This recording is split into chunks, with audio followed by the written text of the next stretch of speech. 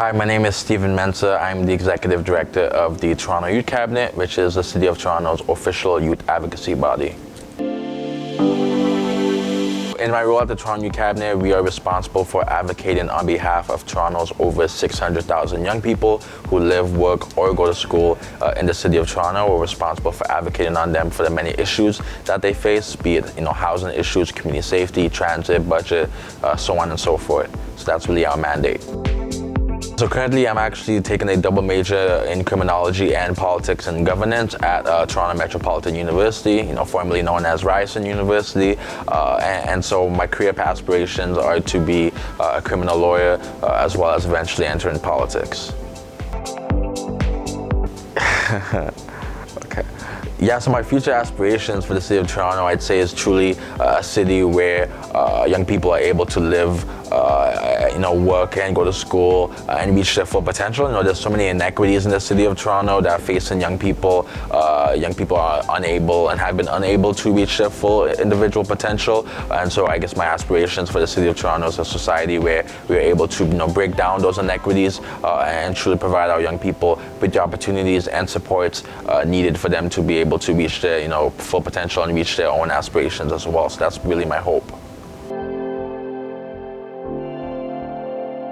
Over the course of my 4 years being here, first initiative I took on was tackling anti-Black and anti-Indigenous racism in Ontario schools and in our education system. And so through that initiative, we were able to successfully push for the end of streaming in grade 9. We've also been able to push for the removal of police in our Toronto Catholic District School Board, as well as some other school boards. And we've been able to just push for the expedited collection of this aggregated race-based data in Ontario schools. Another initiative I worked on was pushing for free menstrual products in Ontario schools. This, I think, is one of the ones I'm more known for in more recent times. The initiative we took on to tackle period poverty. My team and I worked on that to really ensure our women and girls had, and all menstruators had access to free menstrual products in our schools. And so that's another one we've been able to work on and be successful at.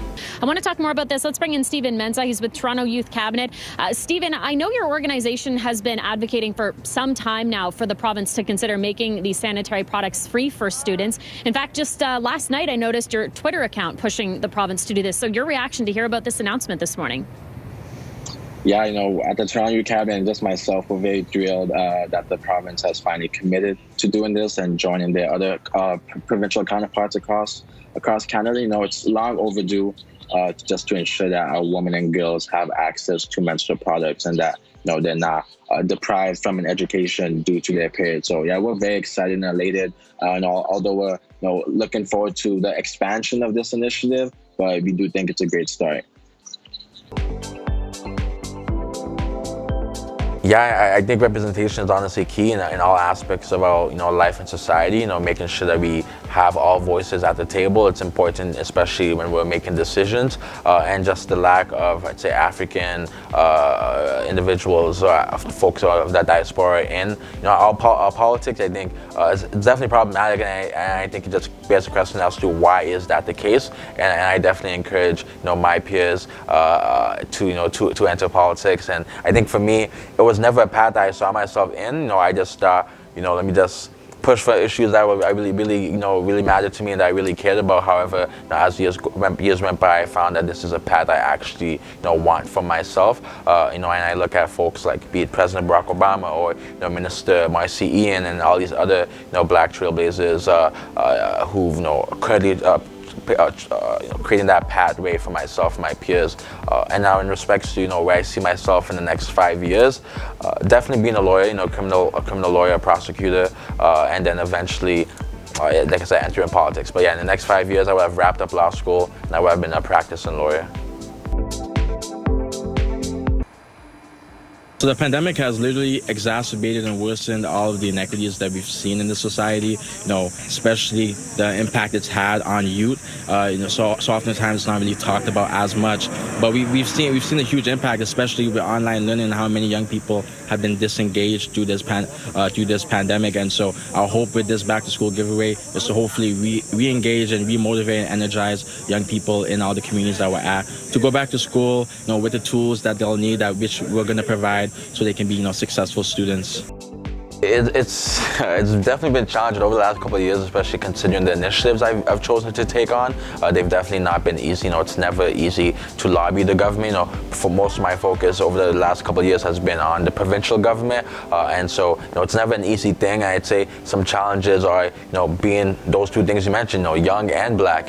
Walking into a room, I'm a young person already. There's that notion that young people are not really as engaged. They don't really know Allah, and obviously being black, so oftentimes I do enter rooms where I am the only person of color in that room, and so really being able to hold my own and hold my ground and really showcase and show that I'm worthy of being here and I deserve to be here. I think that's something that I've definitely been able to do over the last couple of years, and that has been able to allow me and my peers to gain the respect that we have currently. I used to work for Mayor John Tory as a counselor aide, where I supported him on his youth portfolio and just making sure we were amplifying the voices of equity-deserving young people at Toronto City Council. So I worked with him most recently. Yeah, honestly, as we all know, Africans, they want their children to be, lawyers, doctors, engineers, so on and so forth. I wouldn't say, even politics is something that is kind of frowned upon. I wouldn't really say it's frowned upon. And like I said, I still want to be a lawyer as well. But I'd say the reception that my parents, gave to me was a positive one. Overall, they were very supportive of my endeavors. I think especially as they saw more of the success I was gaining through my initiatives and through the projects that I was working on, that kind of added to the fact that, okay, yeah, he can do it, he's doing it already, and he can definitely do it in a larger scale in the future.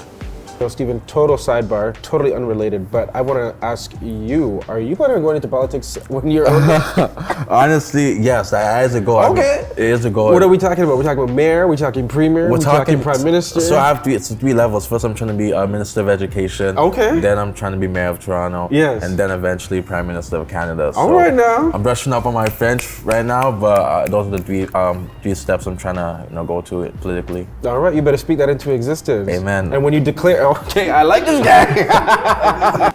Yeah, I said recently in an interview that I don't believe, young people, and I would say the same thing about black people. I don't believe black people in general are, apathetic or ideologically disengaged. I just believe, our circumstances do not, allow for us to actually go out to vote. Many of us are working precarious employment. Many of us don't have the luxury of time to, take time off work to go vote. And, it's just speaking to the fact that our politicians don't necessarily cater all of their policies towards us, or if they do, they tend to, they put a brush and wash over it, and so it's never really, once again, specific towards the needs of the black community. However, I do believe, voting is, although voting is not the only way to be civically engaged, it is an important way to be civically engaged, and we should not omit ourselves from such a political process. And so I encourage all of us to vote. Yes, sometimes we feel like politicians don't really speak to us. However, there's always a better one, I believe. There's always a better one, and so omitting ourselves from the process isn't going to help impact anything. So let's make sure to vote.